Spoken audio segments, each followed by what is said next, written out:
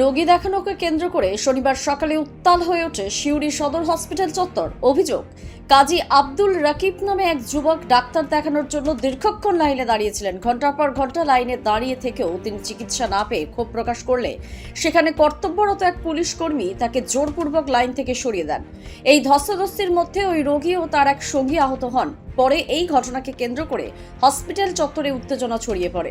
ঘটনার খবর পেয়ে সিউড়ি থানার পক্ষ থেকে অতিরিক্ত পুলিশ বাহিনী ঘটনাস্থলে পৌঁছে পরিস্থিতি নিয়ন্ত্রণে আনে। এই সুস্থ ভাইটা এখানে চিকিৎসা করে দিয়েছিল, আমার একটা রিপোর্ট ছিল, রিপোর্ট ডাক্তারবাবুকে দেখানোর জন্য এসেছিল। বর্তমানে রিপোর্ট দেখাবো তো দূরের কথা, এনারা যাকে তাকেই স্টাফ বলে বারবার ঢুকিয়ে দেয় এবং এই মানুষগুলো 2 ঘন্টা 2.5 ঘন্টা দাঁড়িয়ে থাকে। কোন ডাক্তারের কাছে দেখাতে ছিল?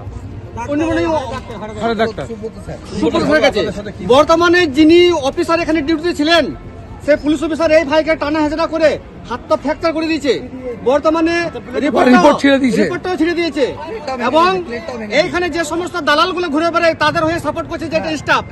বর্তমানে আমরা চাই যাতে যে সমস্ত ব্যক্তির অসুস্থ মানুষগুলো এইখানকে চিকিৎসা করতে আসবে, যাতে সুস্থভাবে চিকিৎসা করে এবং সুস্থভাবে পরিষেবা পায় এবং এই যে ব্যক্তিগুলো দালাল চক্কর চালাচ্ছে এগুলো অবিলম্বে বন্ধ করতে হবে।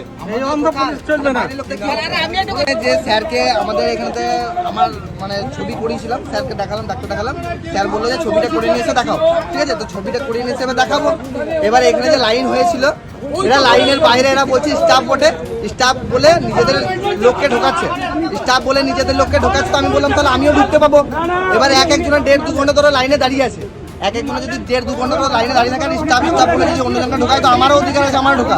সেটার জন্য বলতে যাওয়া স্যারকে নিয়ে এলেন, এই স্যারকে নিয়ে এলেন, এই স্যার আমাদেরকে গায়ে হাত তোলা, এগুলো ছিঁড়ে দেওয়া, এই যে এগুলো ছিঁড়ে দিয়েছে আর গায়ে হাত তুলে তার বলছে আমরা নেশাগ্রস্ত। আমরা না হাসপাতালে ভর্তি নাই, স্যারকে দেখিয়েছিলাম আউটডোর থেকে টিকিট করে স্যারকে দেখিয়েছিলাম এখানে। ঠিক আছে, স্যারকে দেখানোর পরে এই যে নাম আছে, স্যারকে দেখানোর পরে ছবিটা করতে নিলাম, ছবিটা করে নিয়ে এসে দেখাও। তো ছবিটা করে নিয়ে এসে দেখাবো কি তার আগে এই অবস্থা। আপনার নামে অভিযোগ করছেন, রিপোর্ট ছেড়ে দিয়েছে।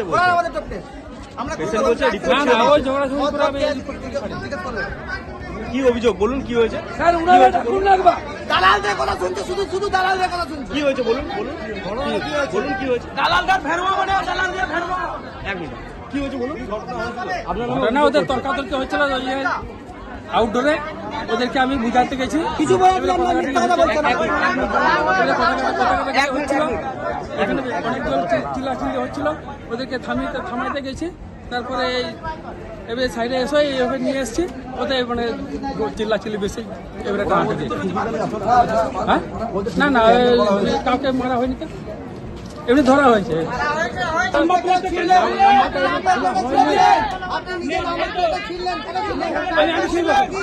আমি ছিড়বো কেন? আপনি কে ছিল? আরে ভাই আমি ছিড়বো কেন? আপনি নাম প্লেটটা কেন ছিলেন? নিজের নাম প্লেট নিজে কেন ছিলেন? কেন ছিড়বো? আপনি নিজের নাম প্লেটটা নিজে কেন ছিলেন? আমি ছিড়বো। কে ছিল? আমি ছিড়বো কেন? কে ছিল? শোনা, কে ছিল বলুন? এখানে কোনো আপনার তো আমাকে মারছিলেন, আপনার নিজের আপনি তো আমাকে মারছিলেন, আপনার নাম আপনি নাম্বার কেন ছিলেন? আপনি কেন ছিলেন? আপনি নাম বলুন, কেন চুপ করছেন? আপনি কেন ছিলেন? যেভাবে নিয়ে এলো টানতে টানতে অফিসারটা, হ্যাঁ পুলিশের কাজ হচ্ছে আইন শৃঙ্খলা রক্ষা করা, সেটা না করে সে কি করলো, ওকে অভিশাপনের মতো টানতে টানতে নিয়ে পেশেন্টের সঙ্গে কেন ওরকম ব্যবহার করছেন? হ্যাঁ আমি ওখানে ছিলাম পেশেন্ট, আমি ওখানে পেশেন্ট।